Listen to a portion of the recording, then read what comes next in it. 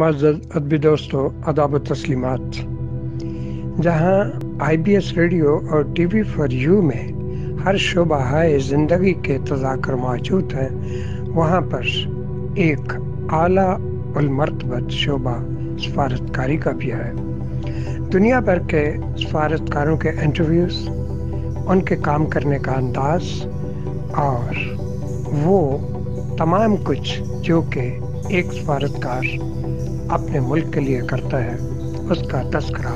ہم کریں گے اپنے اس پروگرام میں، اور دیکھتے رہیے TV فار یو ڈپلومیٹس۔ بسم اللہ ابتدا، دل نشین و جافزا، رحیم و کریم و مہربان،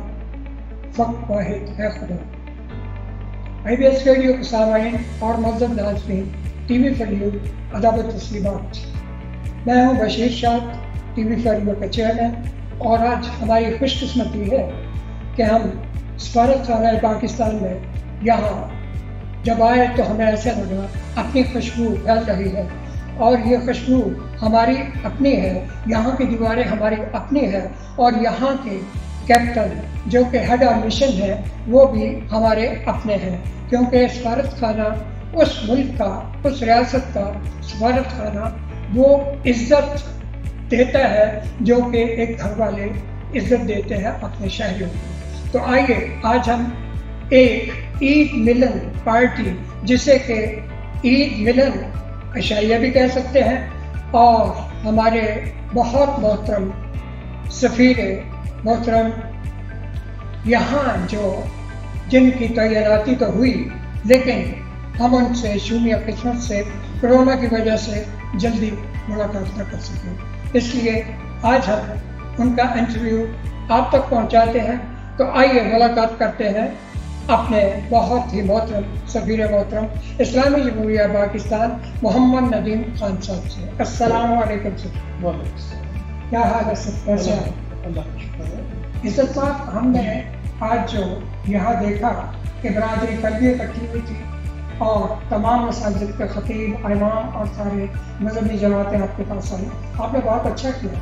اور جہاں جہاں تعیناتی ہوئی تو سب سے پہلے تو بات یہ ہوتی ہے PFS Pakistan foreign service rules, جو کہ ہم پڑھتے ہیں، اپنے آفیسر پڑھ کے آتے ہیں، اور پھر وہ باہر تعیناتی ان کی ہوتی ہے۔ تو سب سے پہلے تو آپ یہ بتائیے، آپ نے فارن آفس کب جوائن کیا؟ میں نے 1989 میں سول سروسز جوائن کی، اور 91 میں ٹریننگ کے بعد میں فارن آفس میں تعینات کی اسلام آباد۔ 1 سال سوا سال وہاں گزارنے کے بعد میں نے ٹرکش لینگویج کورس کیا تھا، وہ تقریباً 10 مہینے کا تھا، اور پھر دوبارہ اسلام آباد میں تعیناتی ہوئی، اور پہلی پوسٹنگ میری 94 میں، اگست 94 میں اور اس کے بعد یہ سفر شروع ہوا جو آج تک جا رہا ہے۔ تو بحیثیت سیکرٹری جب نیا آتے ہیں تو 1 سال کے لیے کوئی زبان کا کورس کرنا پڑتا ہے، تو وہ کون سا کورس کیا آپ نے؟ میں نے تو ٹرکش لینگویج کا کورس کیا، اور اس کے بعد میری 1.5 سال کے بعد استنبول میں ہی پوسٹنگ ہوئی تھی، تو مجھے یہ موقع مل گیا کہ اپنی جو زبان میں نے سیکھی تھی اس کا یوز کر سکوں، اور اس کو اور زیادہ بہتر طریقے سے پالش کر سکوں۔ تو یہ وجہ ہے کہ میں آج بھی اتنے سال گزرنے کے باوجود میں ٹرکش میں نہیں کر سکتا۔ بہت اچھے، بہت اچھے۔ تو ایک بات اور جو ہے، آپ نے جتنے بھی مشن جو آج تک یہاں تک کے ہیں، اگر اسی پیرائے میں رکھے جائیں کہ ٹھیک ہے آپ کی پوسٹنگ جو ہے، تو پھر اس کے بعد کا سلسلہ کیسے دیکھا جائے اور کہاں کہاں؟ ترکی میں پوسٹنگ کے بعد 98 میں، مارچ 98 میں میں وہاں سے اسلام آباد واپس آیا، اور یہ وہ ٹائم تھا جب 1.5 مہینے آنے کے 1.5 مہینے کے بعد پاکستان نیوکلیر پاور بنا۔ آپ کو یاد ہوگا مئی 98 میں پاکستان نے نیوکلیر ایکسپلوژن کیا تھا، اور اس ٹائم میں اسلام آباد 2 سال 2.5 سال میں تقریباً اسلام آباد میں رکھا۔ پھر میری پوسٹنگ 2001 میں دبئی ہوئی، جون 2001 میں دبئی گیا، 3 سال وہاں پر گزارے، اور وہاں سے پھر اگلی پوسٹنگ میری باکو میں ہوئی، میں دبئی سے پھر باکو میں چلا گیا تھا، اور باکو میں بھی تقریباً 3 سال سوا 3 سال گزارنے کے بعد میں دوبارہ اسلام آباد آیا، اور اسلام آباد میں مختلف سیکشنز میں، مختلف ڈپارٹمنٹس میں پوسٹنگ رہی۔ 1.5 साल तकरीबन मैं इस्लाम आबाद में रहा। उसके बाद क्योंकि मेरा घर कराची में था, मेरी ख्वाहिश थी कि मैं कुछ टाइम कराची के कैंप ऑफिस में गुजारूँ। इत्तफाक की बात है कि वहाँ पे एक वैकेंसी क्रिएट हुई। हमारे जो मुझसे पहले जो वहाँ पे डिप्टी चीफ ऑफ पोस्ट थे, उनकी पोस्टिंग होने की जगह खाली थी, तो मिनिस्ट्री की मेहरबानी को उन्होंने मुझे कंसिडर किया और मेरी पोस्टिंग कराची में करी। तो इस तरह मुझे तकरीबन 3 साल कराची में अपनी फैमिली के पास अपने कॉलेज में गुजारने का मौका मिल गया, तो रेयर होता है। वहाँ पे पोस्टिंग 3 साल गुजारने के बाद फिर मेरी पोस्टिंग हुई कोलालमपुर में, और कोलालमपुर में मैं तकरीबन 1.5 साल मैंने वहाँ पर ट्रेनिंग की, और उसके बाद फिर मेरी पोस्टिंग काउंसिल हुई फिलहाल में हुई, जो मैं जुलाई 2014 में मैं मिलान चला 4.5 साल तकरीबन में मिलान मिला, और इस तरह अक्टूबर में 2018 में इस्लामाबाद चला। इस्लामाबाद में फिर दोबारा फॉर्मेटिव पोस्टिंग हुई, मेडिटेशन से थी के तौर पर मैंने काम किया। बड़ा इवेंटफुल टाइम था वो, नई गवर्नमेंट आई थी, उनका फोकस जो था इस्लामिक कंट्रीज की तरफ था, खासतौर पर मिडिल ईस्ट में, और हमारे मौजूदा वज़ीर आज़म साहब ने बहुत ज़्यादा फोकस था कि हमारी जो कम्यूनिटी है, जो नेशनल व्यवस्था करने वाले हैं, उनके मसाइल को तहरीर बुनियाद पर हल किया जाए, और इसके साथ ही साथ मुल्कों के साथ हमारे ताल्लुकात और ज़्यादा बेहतर हो, ताकि हम कम्यूनिटी के लिए और ज़्यादा जॉब अपॉर्चुनिटीज मिल सकें, और उनकी फलाह बहबूद के लिए, उनकी आसानी के लिए जो भी काम हो सकते हैं किए जाएँ। तो आपको याद होगा कि 2019 में काफ़ी विजिट्स हुए मिडिल ईस्ट के मुल्कों में, जिसमें से यूरोप का विजिट था, एक भी कई दफ़ा प्राइम मिनिस्टर वहाँ के गए, सऊदी अरब के जो वली है पाकिस्तान का शुक्र है, इसी तरह यूएई के वली है पाकिस्तान का शुक्र है, और प्राइम मिनिस्टर भी के दुबई है। फिर इसके अलावा उनका विजिट बहरीन का भी हुआ, उनका विजिट कतर का भी हुआ, कतर के जो अमीर थे वो भी पाकिस्तान का उन्होंने विजिट किया। तो इस तरह काफ़ी हेक्टिक किस्म का वो टाइम जो 10 साल इस्लामाबाद में काफ़ी हेक्टिक था, क्योंकि बहुत सारे विजिट हुए, और हमारे इन मुल्कों के साथ ताल्लुकात, और उसके साथ ही साथ हमारे जो ट्रेड ताल्लुकात है बहुत ज़्यादा बढ़े। कथक धन्यवाद। इस पे हम एक वक्फा लेना चाहते हैं, लेकिन एक बात मुझे याद आ रही है, वो ये है कि आप कराची से जाना चाहते थे, इसका मतलब आपकी पैदाइश भी वहीं की है। तो आइए नाज़रीन एक वक्फा लेते हैं और उसके बाद फिर ज्वाइन करते हैं। वक्फे में हम ये बताना चाहते हैं आपको कि मेरी एक किताब आज़ादी की खातिर आ रही है, जिसकी फिल्म जो है तैयार हो रही है सिनेमैटिक, और वो फुल सिनेमास्कोप भी बन रही है पाकिस्तान में, और वहाँ HD भी कर रहे हैं TV पर यू के लिए, और हम पूरे सफारतखाने में उसको इंशाल्लाह भेजेंगे ताकि 14 अगस्त को वो दिखाई जाए। बहुत शुक्रिया, आप इस ऐड को इंशाल्लाह आप देख पाएंगे। आज़ादी अनमोल है, इसकी कीमत नहीं लगाई जा सकती, और इसके हुसूल के लिए हर कुर्बानी हेज है। इस हकीकत को अपने दिमाग में जगह दीजिए, और अपनी तरबियत इस तरह कीजिए कि आप इस वक्त ज़िंदगी की कशमकश का मर्दानगी, शुजाअत, एतमाद और जुर्रत से मुकाबला कर सकें। जब आपके कांधों पर जिम्मेदारी आ पड़े, इत्तेहाद, यकीन और तंजीम के उसूल पर अमल करते हुए आगे बढ़ें।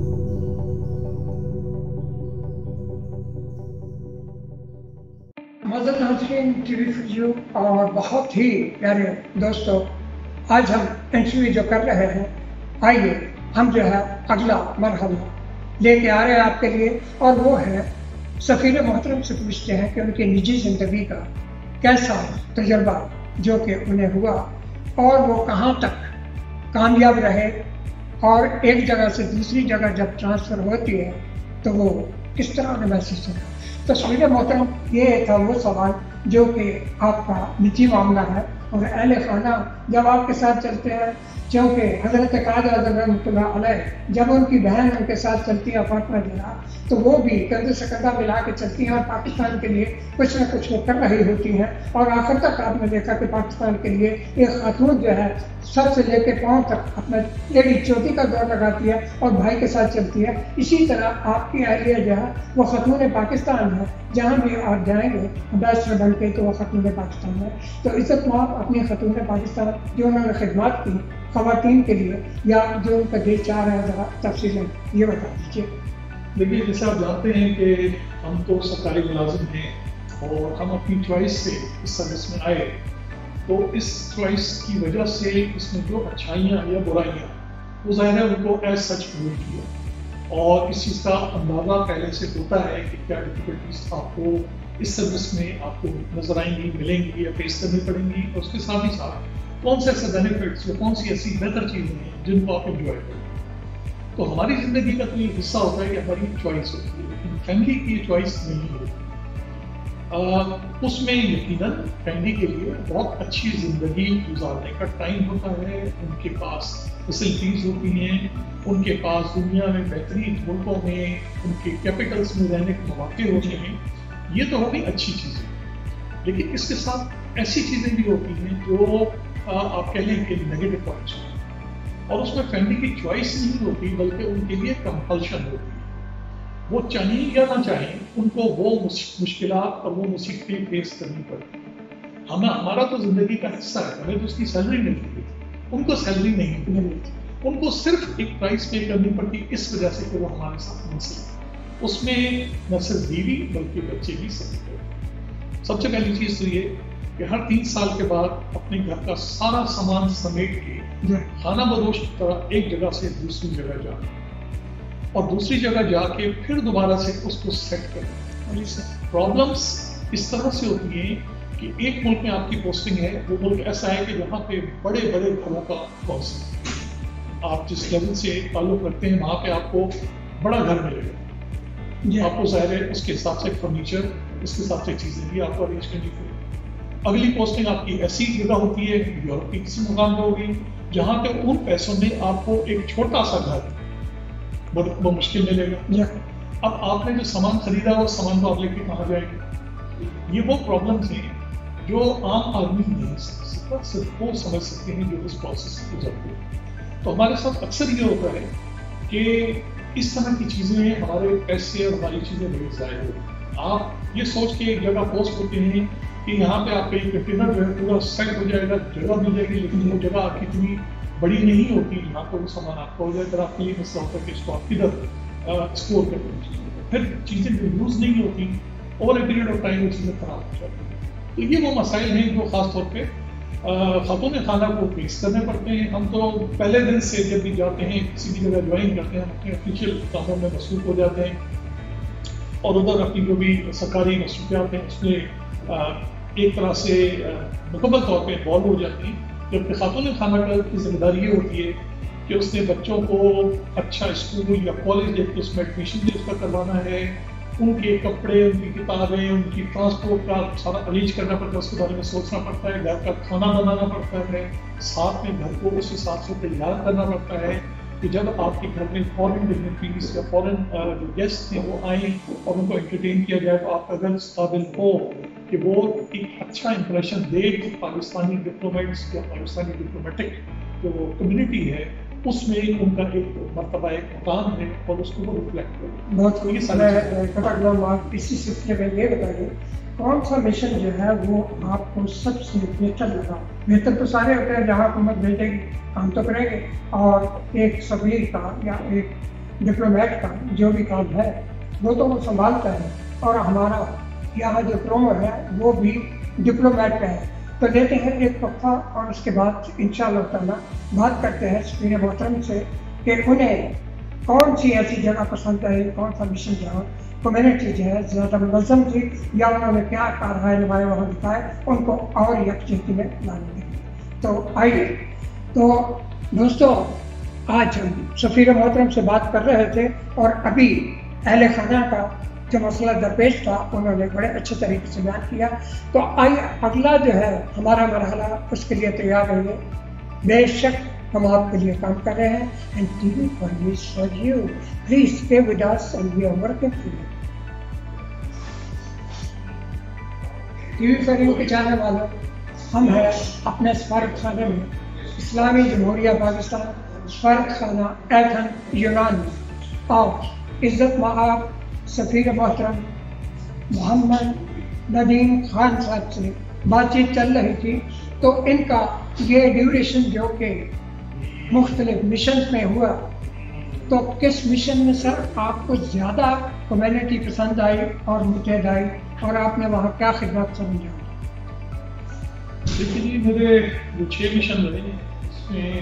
4 جگہ ایسی تھی جہاں پہ ساری جگہ پاکستانی کمیونٹی ہوئی، اور مجھے افسوس سے کہنا یہ پڑتا ہے کہ بدقسمتی سے ان 4 جگہوں پہ کمیونٹی میں ڈویژنس واضح نظر آئے۔ جو اتحاد یا جو آپ سمجھ لیں کہ یگانگت ایکسپیکٹ کی جاتی ہے کہ پاکستانی اوورسیز ہیں وہاں پہ وہ ایک ہی جیسی سچویشن میں اپنے آپ کو ایڈجسٹ کرنے کی، اپنے آپ کا روزی کمانے کی کوشش کر رہے ہیں، ان سب چیزوں کے باوجود ان کے اندر سیاست ایسا لگتا ہے پھوٹ پھوٹ کے بنی ہے، اور اس سیاست کی وجہ سے ان کے درمیان کافی اتفاقی مجھے نظر آئی۔ ایسی جگہ بھی جہاں پہ کمیونٹی ایک شہر کے اندر یا ایک اسٹیٹ کے اندر، ایمریٹ کے اندر 3 لاکھ سے زیادہ تھی، وہاں پہ بھی یہ چیز نظر آئی، اور ایسی جگہ بھی جہاں پہ ایک شہر کے اندر کمیونٹی 40,000 قریب تھی، وہاں پہ بھی ایک پرابلم ہے۔ تو یہ ایک ایسا مسئلہ ہے کہ جس کو بدقسمتی سے تمام سفارت خانے اور تمام گورنمنٹ مل کے بھی حل نہیں کر سکتے۔ شاید ہم لوگ ان کو اس چیز کا قائل نہیں کر سکے ہیں کہ جب آپ اپنے وطن سے دور جاتے ہیں تو آپ کے لیے وطن کی عزت کروانا آپ کے لیے بھی ضروری ہے۔ یہ صرف سفارت خانوں کا کام نہیں ہوتا، ہر انڈیویجول کا انفرادی طور پہ بھی اور اجتماعی طور پہ بھی ان کی ذمہ داری ہوتی ہے کہ وہ اپنے عمل سے، اپنے طرز عمل سے اپنے وطن کے لیے اس کا نام بلند کرنے کی کوشش کریں۔ لیکن اس نااتفاقی کی وجہ سے، آپ اس کے جھگڑوں کی وجہ سے، آپ اس کے ڈویژنس کی وجہ سے بڑی تعداد میں ہونے کے باوجود وہ ان ملکوں میں، ان شہروں میں اپنا وہ مقام حاصل نہیں کر سکتے جو ادروائز ہو جاتا ہے۔ تو اس چیز کا مجھے افسوس ہے کہ یہ پرابلم ایگزسٹ کرتی ہے۔ لیکن اس کے ساتھ جو ایک اچھی چیز ہے وہ یہ ہے کہ جتنے ہمارے اوورسیز پاکستانی ہیں ان کے اندر پاکستان سے محبت پھوٹ کے بڑھے، چاہے وہ آپ دنیا میں کسی ملک کے بھی کمیونٹی کو لے لیں۔ میں جیسے میں نے آپ کو بتایا کہ مختلف جگہوں پہ رہا ہوں، اس میں دبئی بھی ہے، اس میں باکو بھی ہے، اس میں کوالالمپور بھی ہے، اس میں میلان رہا، پھر ابھی ایتھنز رہا۔ ان سب جگہوں پہ جو چیز مجھے کامن نظر آئی وہ یہ نظر آئی کہ اوورسیز پاکستانی اپنی تمام مشکلات کے باوجود مجھ سے بہت پاکستانی برادری کا سلسلہ چل نکلا ہے، چونکہ وقت بھی آپ کے پاس یہ گیا، اور میں یہ عرض کرتا چلوں کہ یہاں پہ پاکستانی برادری ایک وقت تھا کہ 90,000 سے تجاوز کر چکی تھی، اور آہستہ آہستہ جب بارڈرز کھلے تو پھر وہ لوگ کوئی جرمنی چلا گیا، کوئی اٹلی چلا گیا، اور یہاں کی اب آبادی جو ہے تقریباً 50,000 کے لگ بھگ ہے، اور یہاں 50,000 لوگ جو یہاں رہ رہے ہیں وہ سب لیگل ہے یا غیر قانونی ہے۔ اس کے لیے سفارت خانہ کو کیلکولیشن ایسی کر رہا ہے اور ایک میسج بھی دیں کہ وہ لوگ جن کے پاس 6 مہینے کا پاسپورٹ نہیں بنا یا 6 سال کا بنا ہوا ہے تو وہ آ کے اپنا ایک میسج ڈلیور کریں کہ یہ بہت ضروری ہے، کیونکہ ان کو شاید سمجھ نہیں آئے تو برادری جو ہے آپ کی زبان کو زیادہ بہتر جائے۔ دیکھیے ہمارا جو اسٹیمیٹ ہے، کیونکہ ایک صحیح فگر تو ہے، وہ تو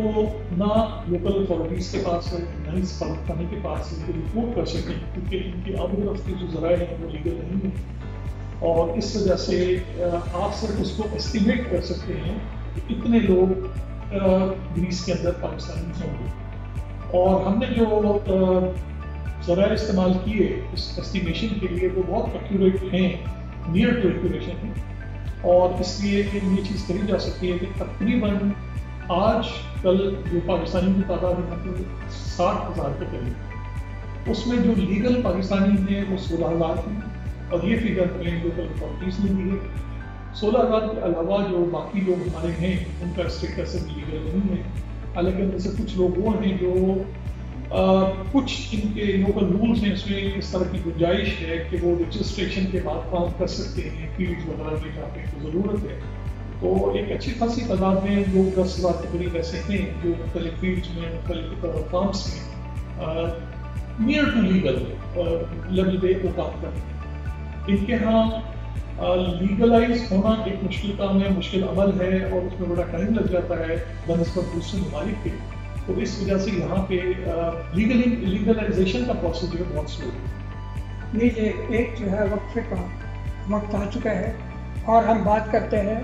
پاکستانی برادری کی مشکلات اور جو انہوں نے شکایات یا گزارشات ہمیں سفارشات بھیجی ہیں وہ انشاءاللہ تعالیٰ سبیل محترم کے سپرد کرتے ہیں۔ آئیے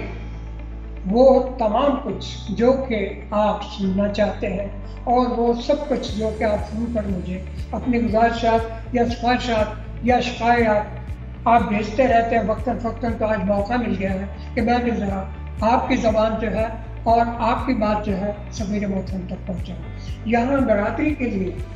کوئی اسکول ایسا نہیں ہے، جبکہ اردو ادب کا میں بذات خود یہاں 40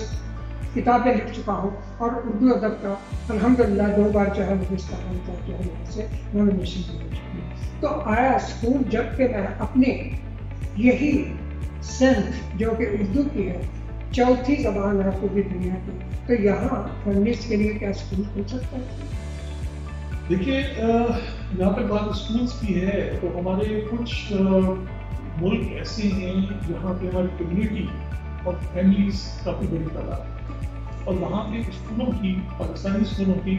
بڑی جینون اور جائز ڈیمانڈ ہے، اور اس کو حکومت نے نہ صرف سنا ہے بلکہ وہاں پہ ممالک میں پاکستانی اسکول قائم کیے اور وہ چل بھی رہے ہیں، اور اس میں پاکستانی جیسے ریاض میں ہے، سعودی عرب میں کافی جگہ ہیں، ریاض میں مطلب سعودی عرب کے اندر، یو اے کے اندر، قطر، بحرین، سیریا، میرا خیال ہے اور بھی چند ممالک ہیں وہاں پہ ہمارے بیسک اسکول جو ہے، چائنا میں بھی ہیں وہ کام کر رہے ہیں اور بہت اچھا کام کر رہے ہیں۔ لیکن یورپ کے اکثر جگہوں پہ پرابلم یہ ہوتی ہے کہ ایک تو ہمارے جو لوگ جاتے ہیں کام کرنے کے لیے وہ اپنی فیملیز کے ساتھ نہیں جاتے، اور وہ خود اکیلے جاتے ہیں، کیونکہ جیسے آپ گریس میں سمجھتے ہیں کہ یہاں پہ میں سمجھتا ہوں کہ بہت بڑی تعداد میں جو پاکستانی یہاں پر ہیں ان میں سے اکثریت جو ہے ان کی وہ جائز لیگل طریقوں سے نہیں آ سکتی، اور اس کی وجہ سے وہ جو بھی لوگ آتے ہیں وہ صرف ذریعہ معاش کے لیے روزگار کے سلسلے میں آتے ہیں، تو یہاں پہ اگر کوئی اسکول قائم ہوتا بھی تو بھی وہ اس سے فائدہ نہیں اٹھا سکتے۔ دوسرا جو سفارش جو ہے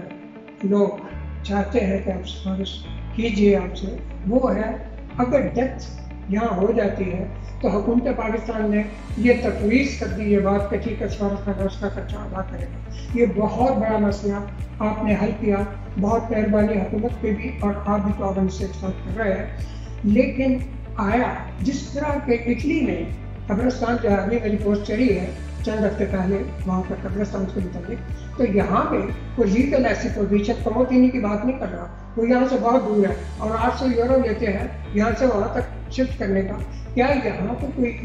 اپنے لیول پہ آپ سفارت خانہ جو یہاں کا ہے، جو منسٹری آف فارن افیئرس ہے، ان کو کچھ کہہ سکتے ہیں کہ یہاں جو لوگ رہتے ہیں ان کے لیے تو قبرستان ہو سکتا ہے؟ دیکھیے آپ نے جیسے کہا کہ ایک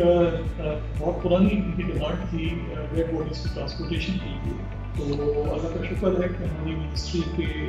تعاون سے اور حکومت کے تعاون سے اس مسئلے کو ہم حل کر سکے، اور اب یہ ہے کہ جو مخلص اور محتاج لوگ ہیں جو اپنی ٹرانسپورٹیشن کے اخراجات برداشت نہیں کر سکتے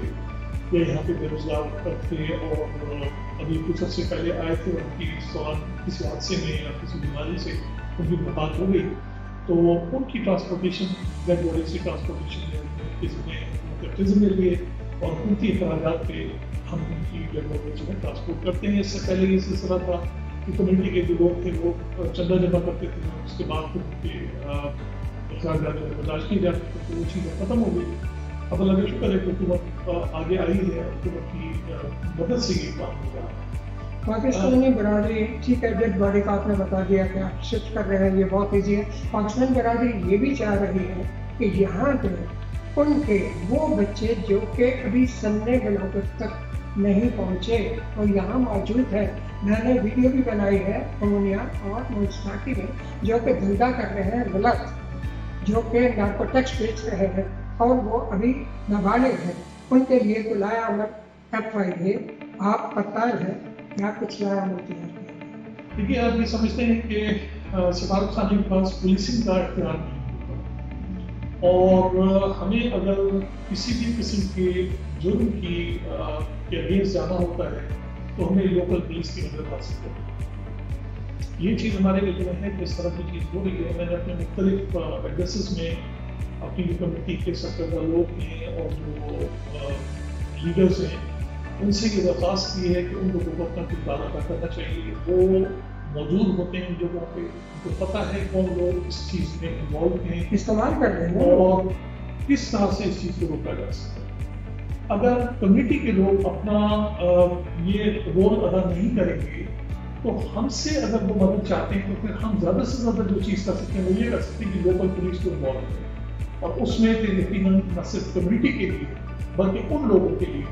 بہت مشکل وقت ہوگا. ان کو پکڑ کے جیلوں میں رکھا جائے گا اور یہاں تو سزائیں کافی لمبی ہیں. اس سے پوری کمیونٹی کا نقصان ہوگا، پاکستان کا نام بدنام ہوگا. تو میرا خیال ہے کہ وہ عمل ہے جو ہمیں اس کو اوائڈ. تو بات جو ہے جیلوں کی ہو رہی ہے، تو آئیے اگلا جو ہمارا سوال ہے جو کہ کام کر رہی ہے ہم سے، انشاءاللہ ہم آپ کو جلد ہی پھر سے پھر پاکستان کے ساتھ ملاتے ہیں. اور اب آئیے کہ جیلوں میں بند وہ لوگ جو کہ ناکردہ گناہوں میں ملوث کر دیے جاتے ہیں، اور ان کے لیے خالد عثمان کیسر جو کہ پہلے بھی ہمارے یہاں سفیر محترم تھے، انہوں نے ہم بھی گئے ان کے ساتھ جیلوں میں. اور عید ملن جیسے کہ ابھی 2 دنوں بعد سفیر محترم اپنے عملے کے ساتھ عید ملن جو ہے جیلوں میں جا کے دوستوں کو دیکھیں گے جو کہ جیلوں میں بند ہیں. لیکن وہ لوگ جو کہ ناکردہ گناہ میں پھنسے ہوئے ہیں، آیا ان کو وہاں سے رہائی مل سکتی ہے؟ یہ ہے ایک وہ سوال چپتا ہوا جو کہ ابھی ٹیلی فون سے پاکستان سے وہ والدہ کو کسی کی کرا رہی ہے. تو ہم نے کہا بھائی آپ والدہ مجھ سے کیوں بات کر رہی ہیں، آپ سیدھا ایمبیسی کا یہ ٹیلی فون نمبر ہے ان سے بات کریں کہ آپ کا بیٹا کس میں ہے، کہ کریتی میں ہے، کہ فلاں میں ہے. یہ آج کا میرے ٹیلی فون میں ان کا ریکارڈ تھا تو ان کو میں نے آپ کا ٹیلی فون دیا. تو یہ بتائیے یہ جو آپ جا رہے ہیں ابھی کریتی اور یا مختلف جگہ پہ جیلوں میں، یہ کس سلسلے میں اور کس طریقے سے ان کا جو ہے حال پوچھے گا کیا ہو؟ دیکھیے آپ جانتے ہیں کہ پاکستانی یہاں پہ مختلف جیلیں ہیں، 19 کے قریب جیلیں ہیں جن میں پاکستانی تقریباً 6-6.5 پاکستانی قید ہیں جو یا تو کوئی کسی جرم کی وجہ سے سزا پا چکے ہیں اور اپنی سزائیں پوری کر رہے ہیں یا انڈر ٹرائل ہیں. اس کے علاوہ 23 کے قریب یہاں پہ کیمپس ہیں، ان میں بھی 1,500 سے 2,000 کہیں پاکستانی ہیں جو ڈیپورٹیشن سے پہلے وہاں پہ رکھے جاتے ہیں. جو جرم صرف یہ ہوتا ہے کہ غیر قانونی انٹری ہوتی ہے اور کسی وجہ سے وہ پکڑے جاتے ہیں اور اس کے بعد ان کو کیمپوں پہ رکھا جاتا ہے، اور کیمپوں میں وہ اس وقت تک رہتے ہیں جب تک ان کی اسائلم کی درخواستوں پہ فیصلہ نہیں ہو جاتا. تو یہ کیونکہ پورے گریس میں پھیلے ہوئے ہیں، یہ تقریباً ٹوٹل ملا کے جیل اور کیمپس 40 کے قریب ہیں اور 20 اچھا خاصا ایریا کے حساب سے اسکیٹرڈ ہے، آئلینڈس ہیں. تو وہاں پہ ایکسیس کرنا اور بار بار جانا مشکل کام. پھر پچھلے سال سے جو کورونا کا معاملہ چل رہا ہے اس کی وجہ سے بھی انہوں نے بڑا ریسٹرکٹ کر دیا تھا، خاص طور پہ کورونا کے پیک ٹائم پہ جیل کے وزٹ وغیرہ کی مکمل طور پہ بند کی. اب یہ پچھلے ہفتے سے جو یہ پابندی ختم ہوئی ہے اور انہوں نے معاملات تھوڑا بہتر کیے ہیں، تو ہم نے اپنے وزٹس میں جیلوں میں دوبارہ سے شروع کی جیلوں اور کیمپس میں. اور اس میں میں خود بھی اس لیے بھی جا رہا ہوں کہ میں خود فرسٹ ہینڈ انفارمیشن دیکھ سکوں، لے سکوں کہ ان لوگوں کی مسائل کیا ہیں اور کون سے ایسے مسائل ہیں جو لوکل ایڈمنسٹریشن کے ساتھ ہم ٹیک اپ کر کے ان کو حل کر سکتے ہیں. اس کے علاوہ ان کی ضروریات کیا ہیں اور کس حد تک ان کی ضروریات ہم اپنے وسائل سے، اپنے ریسورسز سے پلس کمیونٹی کی مدد کے ساتھ ہم اس کو پورا کر سکتے ہیں. اس سے پہلے میں پچھلے سال جولائی اگست تک میں نے وزٹ کیے کہ میں کوئی 7-8 جیلوں میں اور 5-6 کیمپس میں گیا تھا، اور وہاں پہ ہم نے اپنے ریسورسز سے پلس کمیونٹی کی مدد سے ان کی جو اشیاء ضروریات تھیں، صابن ہو گیا، ٹوتھ پیسٹ ہو گیا، سلیپرز ہو گئے، گلوز ہو گئے، ٹی شرٹس ہو گئی، پیجاماز ہو گئی، کھانے پینے کی چیزیں ہو گئی، جو ان کی ضرورت ہے وہ ہم نے پوری کی جس حد تک ہم کر سکتے. یہی وقت کو غنیمت جانتے ہوئے یہ بتائیے گا کہ ہماری بہت ساری فیملیاں جب وہاں جاتی ہیں یونانی ایمبیسی اسلام آباد میں تو ان کو ویزا نہیں دیا جاتا. تو کیا یہاں جو رہتے ہیں ہم کام کرنے والے ان کا یہ حق نہیں کہ وہ اپنی فیملی کو یہاں جوائن کر سکتے؟ کیا ایسے سلسلے میں کچھ پیش رفت ہو سکتی ہے؟ جی بالکل، یہ ایک کافی پیچیدہ مسئلہ ہے جس میں جو یونانی گورنمنٹ ہے اور اس خانہ جو ہے ان کے بھی کچھ ویلڈ پوائنٹس ہیں کہ ہمارے لوگوں کی جو دستاویزات ہوتی ہیں اس میں بہت سارے جعلسازیاں بھی ہوتی ہیں ہیں اور کچھ انکمپلیٹ ڈاکومنٹس بھی جو ہے پائی جاتی ہیں، جس کی وجہ سے معاملات اس میں دیر ہو جاتی ہے۔ لیکن یہ بھی حقیقت ہے کہ کچھ چیزوں میں بلا جواز بھی بعض اوقات لوگوں کو سفر کرنا پڑتا ہے، تو یہ معاملہ ہمارے بالکل نوٹس میں ہے۔ ہم نے اپنے اپنے لیول پہ اس کو ہائیسٹ لیول پہ منسٹرس کے ساتھ بھی ٹیک اپ کیا ہے، ان کو نوٹیفائی کروایا ہے کہ اس مسئلے کو ارجنٹ بنیاد پہ ایڈریس کرنے کی ضرورت ہے۔ ٹھیک ہے، ہم ان لوگوں کے لیے نہیں کہتے جو فراڈ کرتے ہیں یا سازی کرتے ہیں، سارے تو نہیں ہیں۔ اگر 20% بھی ٹھیک ہے تو کم از کم 20% کو اس طرح سے ٹریٹ نہیں کرنا چاہیے جس طرح سے باقی لوگوں کو ٹریٹ کریں۔ میں امید کرتا ہوں ہماری ایک بہت جلدی انشاءاللہ تعالیٰ ہائیسٹ لیول پہ ان کے ساتھ ایک انٹریکشن ہونے والا ہے گورنمنٹ لیول پہ، اور یہ مسئلہ سر فہرست ہے۔ انشاءاللہ تعالیٰ امید ہے کہ اس میٹنگ کے بعد ہماری اس میں کوئی پیش جہاں پہ آپ نے یہ پیشرفت جو ہے اپنے ٹی وی پر جو ناظرین اور چاہنے والوں کو پیش کی، بڑی اچھی بات ہوئی، لیکن ایک مسئلہ جو آپ نے حل کر دیا وہ میں اتنا خوش ہوں پریس ریلیز پہ کہ میرا دل چاہ رہا بار بار وہ پریس ریلیز میں اپنی فیس بک پہ لگاؤں۔ وہ یہ ہے کہ آپ نے آنے والوں کو یہ کہا کہ ہاں بھائی فوٹو کاپی مشین کی سہولت موجود ہے، جب کہ یہاں جائے کسی بھی دفتر میں تو سہولت موجود ہے، اور یہ اگر حکم کا کوئی حکم جو ہے حکومت نے دیا ہے تو وہ الگ بات ہے، لیکن اگر آپ نے کیا تو بہت سلام پیش کرتا ہوں۔ تو آئیے ایک موقع لیتے ہیں اور اس کے بعد جو ہے ادب، کلچر، ادب اور خاص کر مصوری اور یہاں کے لوگ جو ٹورزم کے لیے جانا چاہتے ہیں، اور ساتھ میں ایک پیغام لیتے ہیں وقفے کے بعد۔ محترم ناظرین، آئیے محترم تشریف فرما ہے، اور عزت مآب سے وہ جو سوال تھوڑا سا رہ گیا تھا، ہاں جی بتائیے، وہ کچھ بتانے والے تھے۔ جی، میں فوٹو کاپی مشین کا ابھی ہم نے اس ہفتے سے شروعات کی ہے، اور کونسل سیکشن کے اندر یہ فوٹو کاپی مشین رکھوائی ہے۔ مجھے جب سے میں آیا تھا یہ اطلاع مل رہی تھی کہ لوگوں کو پریشانی ہوتی ہے، اور کبھی کبھی فوٹو کاپی مشین نہ ہونے کی وجہ سے جب ان سے کہا جاتا ہے کہ اس چیز کی ڈاکومنٹ کی فوٹو کاپی چاہیے تو ان کو پھر یہاں سے زیادہ دور جانا پڑتا تھا۔ تو ہم نے اپنی منسٹری کو اس بارے میں مشکلات سے آگاہ کیا اور اس درخواست کی کہ اگر ہم کو فنڈس مہیا کیے جائیں تو ہم اس طرح کا کوئی ارینجمنٹ کر سکتے ہیں کہ جس میں یہ مشین جو ہے ہمیں خریدنی نہ پڑے، بلکہ ہم اس کو رینٹ پہ رکھیں اور آپریٹو فارم میں اس کو پبلک کنوینئنس کے لیے اس کو رکھ سکیں۔ مجھے بہت خوشی ہے کہ منسٹری نے بلا تاخیر اس چیز کی اجازت دی، وہاں جو فنڈس دیے، اور یہ اس چیز کو ظاہر کرتا ہے کہ موجودہ سیٹ اپ جو ہے ہمارا پاکستان میں، وہ اپنے اوورسیز پاکستانی کی کس طرح سے ان کی مشکلات کی تکالیف کا احساس کرتا ہے اور ہر طرح سے ان کو سہولت پہنچانے کے لیے کمر ہے۔ میرے محترم یہاں سعید خان محمد تھے، تو انہوں نے پاکستان کلچرل فورم گریس کی بنیاد رکھی اور بحثیت آرگنائزر یہاں چلے گئے، اور اس کے لیے ہمارے پاس سازندے، گانے والے، ایکٹر، میرا ایکٹنگ یہاں پہ 100 سالہ ریکارڈ توڑا، لیکن اسی میں آتا ہے مصوری بھی۔ تو مصور جو ہے یہ ہمارے پاس بلال صاحب ہیں، بہت اچھے مصور جنہوں نے کہ یہاں کے قومی جو مصور ہے ان کی شاگردی اختیار کی، اور ان کا بہت اچھا جو ہے طریقہ کار چل رہا ہے۔ انہوں نے کشمیر پہ بڑی اچھی اپنی تصاویر جو بنائی۔ ایک تو یہ ہوا، دوسرا ادب میں جو لوگ سنگر ہیں یا ڈرامہ کرنا چاہتے ہیں یا کلچر شو کرنا چاہتے ہیں، پاکستان کی ثقافت پہ شو کرنا چاہتے ہیں، آیا یہ کارٹون بنا سکتے ہیں پاکستان سے؟ ان پہ آپ کچھ پڑھائی کریں گے یا ان کا کچھ حل ہے؟ تیسری جو آخری بات ہے وہ یہ کہ یہاں بہت ساری خواتین اور بہت سارے ایسے لوگ ہیں جو یہ چاہتے ہیں کہ وہ پاکستان جائیں اور ٹورزم کے لیے انہیں زیادہ سے زیادہ سہولت کی جائے۔ بہت سے بزنس مین ایسے ہیں جو کہ یہ چاہتے ہیں کہ ان کو وزٹر ویزا دیا جائے، اس سے پہلے ہو چکا ہے یہ سوال، لیکن یہ چاروں چیزیں جو ہے آخری ہم مرحلے میں ذرا پلیز تفصیل سے بتائیں۔ جی بالکل، آپ نے جو یہ موضوعات اٹھائے ہیں یہ بڑے امپورٹنٹ ہیں، اور خاص طور پہ یہ فن اور آرٹ کا جو شعبہ ہے اس میں یقیناً بہت ساری گنجائش ہے کہ ہم بہت سارے ایونٹس، بہت سارے فنکشنس ایسے کر سکتے ہیں، اور ہمارے اپنے پاکستانی جو آرٹسٹ ہیں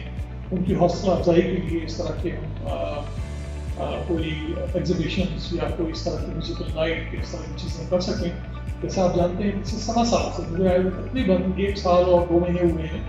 جس دن سے میں نے لینڈ کیا ہے، اس وقت سے میں لاک ڈاؤن اور یہ کورونا کی سچویشن دیکھتا ہوں، اور ابھی یہ جو خاص پچھلے ہفتے جو لاک ڈاؤن ختم ہوا ہے یہ 6.5 مہینے کی عبادت کے بعد یہ ختم ہوا ہے۔ اور اس دوران آپ سمجھ سکتے ہیں کہ جہاں آپ کو باہر نکلتے ہوئے بھی مشکل ہے کہ آپ ایس ایم ایس کریں گے تو پھر اس کے بعد آپ کو پیمنٹ ملے گی، تو ان حالات میں اس طرح کی کوئی بھی ایکٹیویٹی جو ہے وہ کسی کی بھی کرنا ممکن نہیں ہے، بلکہ یہ خطرے سے خالی نہیں ہے کہ لوگوں کو آپ جمع کریں، خدا نخواستہ کسی ایک کی وجہ سے بہت سارے لوگ اس کا شکار ہوں۔ تو یہ وجہ ہے کہ جس کی وجہ سے ہم پچھلے 1 سال سے جب سے کورونا کا مسئلہ ہوا ہے سامنے آیا ہے، ہم کوئی ایسا ایونٹ، کوئی ایسا فنکشن غیر ضروری طور پہ جس کو ہم سمجھتے ہیں کہ ارجنٹ نہیں ہے، اس کو ہم کول نہیں کر سکتے۔ اللہ سے امید ہے کہ انشاءاللہ یہ ویکسینیشن کے پروسیس کے بعد اس کا جو ڈر اور خوف ہے اور اس کی جو سنگینی ہے وہ بہت حد تک کم ہو جائے گی، اور انشاءاللہ جیسی ماحول سازگار ہوگا ہم ایمبیسی کے لیول پہ بھی اور پاکستان سے بھی فنکار ہیں، آرٹسٹ ہیں، ان کو بلا کے انشاءاللہ تعالیٰ پاکستان کے کلچر کو ہم یہاں پہ روشناس کروائیں گے۔ مجھے پتہ ہے کہ اس کی بڑی گنجائش ہے یہاں پہ، اور تھوڑے سے ایفرٹس کرنے کے ساتھ ہم پاکستان میں ہمیں بہتر طریقے سے انٹروڈیوس کروا سکتے ہیں، نہ صرف پاکستان سے فنکار بلا کے بلکہ یہاں پہ جو موجودہ ہمارے لوکل فنکار ہیں پاکستانی، ان کو جمع کر کے ہم کوئی اچھا سا ایونٹ کمیونٹی کے لیے کر سکتے ہیں۔ انشاءاللہ تعالیٰ یہ ہمارے پروگرام میں شامل ہے، لیکن اس کے لیے ضروری ہے کہ حالات جو ہیں وہ سازگار ہوں تاکہ کسی کو بغیر کسی مشکل کے وہ اس ایونٹ کو انجوائے کر سکے۔ اس کے علاوہ جو آپ نے سیاحت کی بات کی، تو پاکستان میں سمجھتا ہوں کہ دنیا کے چند بہترین خوبصورت ترین علاقوں میں سے ہے کہ جہاں پہ سیاح کے بے شمار مواقع موجود ہیں۔ موجودہ حکومت کا فوکس رہا ہے اور ان کی بڑی ایفرٹس رہی ہیں، بڑی کوششیں رہی ہیں، جس میں آپ یہ سمجھیں کہ ہمارے وہ ان ایکسیسیبل علاقے جہاں پہ روڈ کا سفر مشکل تھا، وہاں پہ بھی انہوں نے یا کوئی سفاری سروسز شروع کی ہیں، یا جو ایئرپورٹ چھوٹے ایئرپورٹ کو جہاں بھی کھول سکتے تھے وہ انہوں نے آپریٹو کیے ہیں، اور سفر کو آسان بنا رہے ہیں تاکہ وہ خوبصورت علاقے کو اب تک لوگوں کی نظروں سے گزر رہے ہیں، ان کو نہیں پتا تھا، ان کی پروجیکشن وہاں پہ صحیح جگہوں کو پروٹیکٹ کر سکتے ہیں۔ ابھی بھی ہمارے یہاں کرنے کو بہت کچھ ہے، ہمیں سیاحت کے لیے بہت سارے مقام ڈیولپ کرنے ہیں، وہاں پہ ریزیڈینشیل فیسلٹیز بنانی ہے، ٹریولنگ فیسلٹیز بنانی ہے، لیکن اس میں بہت تیزی سے کام ہو رہا ہے، اور یہاں پہ ہمارے جتنے لوگ ہیں، جو لوگ خواہشمند ہیں، ان کو ہم بالکل بہت آسانی کے ساتھ ویزا دے رہے ہیں، نہ صرف یہ بلکہ ساتھ میں بزنس مین کو بھی ملٹیپل ویزا دینے کو بالکل تیار ہے کہ وہ جائیں اور پاکستان کے ساتھ ٹریڈ کریں۔ یہاں کا جو مصور ہے وہ آگے آنا چاہ رہا ہے، تو اس کے لیے ایک میسج ان کے لیے یہی میسج ہے کہ جی اپنے فیلڈ میں اپنے آپ کو منوائیں، اور ان شاء اللہ تعالیٰ سے بھارت خانے سے جس حد تک مدد ہو سکے گی ہم کریں گے، یہ ہمارا قیمتی اثاثہ ہے، اور یہ وہ لوگ ہیں جو پاکستان کی سافٹ امیج کو بہتر طریقے سے باقی دنیا میں پیش کر سکتے ہیں۔ یہ یہاں آ سکتا ہے، یا یہ کہ ڈیپینڈ کرتا ہے ابھی موجودہ صورتحال میں جس طرح سے فلائٹیں آلریڈی جو ایگزسٹنگ ہیں وہ بھی 10% 20% تک رہ گئی ہیں، تو ان حالات میں مشکل ہے، لیکن جب صورتحال بہتر ہوگی اور پی آئی اے کو رش ملے گا تو یقیناً ان کو کوئی قباحت نہیں ہوگی کوئی فلائٹ آپریٹ کرنے میں، کیونکہ بہرحال وہ ایک کمرشل اینٹی ہے، ان کو اگر پروفٹ ملتا ہے تو وہ آپریٹ کریں گے، اگر پروفٹ نہیں ملتا تو پی آئی اے اس پوزیشن میں نہیں ہے کہ وہ ویلفیئر کے لیے کوئی فلائٹ۔ بہت سارے منی گرام اور بہت ساری پہلے ہو چکے ہیں گرم بازار یہاں سے بھیجنے کی، لیکن آیا تو پرماننٹ جو بینک یو بی ایل اور سچ لائک اس کو آ سکتا ہے؟ لیکن سب سے بڑی چیز جو گورنمنٹ نے دی ہے اس میں بغیر کسی بینک کے، بغیر کسی ایکسچینج سینٹر کے، انہوں نے روشن ڈیجیٹل اکاؤنٹس تمام پاکستانیوں کے لیے پوری دنیا میں انہوں نے وہ ایک ایسا سسٹم نکالا ہے کہ جس میں آپ یہاں بیٹھ کے آن لائن اپنا اکاؤنٹ کھول سکتے ہیں مختلف کرنسیز، اور اس اکاؤنٹ کے ذریعے آپ پاکستان میں کسی بھی طرح کی پاکستانی روپے میں کسی کو پیمنٹ آپ نے کرنی ہے، کوئی بل پیمنٹ کرنی ہے، کہیں ٹرانسفر کرنا ہے، پراپرٹی پرچیز کرنی ہے، آپ نے کسی جگہ پیسہ انویسٹ کرنا ہے، یہ ساری فیسلٹیز ان اکاؤنٹس کے ذریعے آپ کر سکتے ہیں۔ اختتامیہ پہ یہ ہے کہ آپ بہت دور دراز کے علاقوں میں جو جزیرے ہیں وہاں کیمپ آفس لگائیں گے جا کے جہاں زیادہ لوگ رہتے ہیں؟ جی بالکل، میں نے پچھلے سال میں یہ 3-4 جو بڑے جزیرے ہیں، ان کی کلیٹی ہے، روڈز ہے، اور اس کے علاوہ کوٹو وغیرہ ہے، وہاں پہ میں گیا تھا اپنی کونسل ٹیم کے ساتھ، اور انہوں نے وہاں پہ سروسز پرووائڈ کی تھی۔ اس سال بھی ہمارا ارادہ ہے کہ ہم جائیں گے اور جو سروسز ہم پرووائڈ کر سکتے ہیں وہ ان شاء اللہ تعالیٰ بہت شکریہ، اور میں آپ کو سلوک پیش کرتا ہوں اس لیے کہ آپ ایک بہترین وطن سے ہیں اور اپنا بہت سارا وقت جو ہے اپنی محنت کے لیے کر سکتے ہیں۔ بہت بہت شکریہ، اور ٹی وی پر کے لیے ہم ہر وہ کام جو کہ آپ کہیں بھی کریں گے ہمیں ریکارڈ کرتے ہیں، ہم بڑی بہت شکریہ۔ ये सफीर मोहतरम एक ऐसा पैगाम जो कि मुदल्लल हो और बेहतरीन हो, ताकि उनको ये बात समझ आ जाए जो कि आपकी आज की मीटिंग। मैं खासतौर पर पाकिस्तानी कम्युनिटी के नाम TV4U के तवज्जुह से ये पैगाम देना चाहता हूँ कि मुल्क से बाहर दो हिस्से होते हैं जो मुल्क की बेहतरी के लिए, मुल्क के नाम को ऊंचा करने के लिए अपना फर्ज अदा कर सकते हैं। उसमें एक तो परमानेंट टीचर होता है सफारत खाना, लेकिन सफारत खाने से ज़्यादा इफेक्टिव और परमानेंट टीचर जो होता है वो पाकिस्तानी कम्युनिटी होती है स्कूल के, क्योंकि सफारत खाना तो आम तौर पे बाद में आता है, कम्युनिटी के लोग पहले वहाँ पे पहुँचते हैं। और सफारत खाना अपने सरकारी रोल के अंदर बहुत मुहतात रवैया अख्तियार करता है और आमतौर पर इस तरह की चीज़ें नहीं होती उस तरफ से कि जहाँ पे मुल्क का नाम बदनाम हो। लेकिन कम्युनिटी की तरफ से मुख्तलिफ तबकात के मुख्तलिफ बैकग्राउंड के लोग आते हैं, तो वहाँ से गुंजाइश होती है कि कोई ऐसी चीज़ें इंडिविजुअल अपराधी सतह पर हों कि जिससे वो करना पड़े। तो मेरा बहुत स्ट्रॉन्ग मैसेज ये है कि हम में से हर फर्द को इस चीज़ का लिहाज करना चाहिए, इस चीज़ का एहतराम करना चाहिए, लोकल कवानीन का, और इस चीज़ की सोच रखनी चाहिए कि वो अपने मुल्क में नहीं है जहाँ पर उनके हर किस्म के तर्ज अमल को इग्नोर करते हैं। ये वो जगह है जहाँ पे दूसरे लोग हमें पाकिस्तानी के तौर पर पहचानते हैं, किसी प्रोविंशियल अफिलिएशन के साथ नहीं पहचानते। हमारा हर तर्ज अमल अगर अच्छा है तो पाकिस्तान के लिए बदनामी लेके आएगा, और अगर खुदा न खास्ता बुरा है तो पाकिस्तान के लिए बदनामी लेके आएगा। तो हर इंडिविजुअल का तर्ज अमल जो है पूरी कम्युनिटी को रिप्रेजेंट करता है, पूरे मुल्क को रिप्रेजेंट करता है। इस सोच के साथ अगर अपनी ज़िंदगी आप गुजारेंगे, न सिर्फ आपकी अहमियत, आपकी इज्जत होगी, बल्कि आपकी अपनी मुल्क की इज्जत। इसके लिए हम सबको बिल्कुल काम करना चाहिए,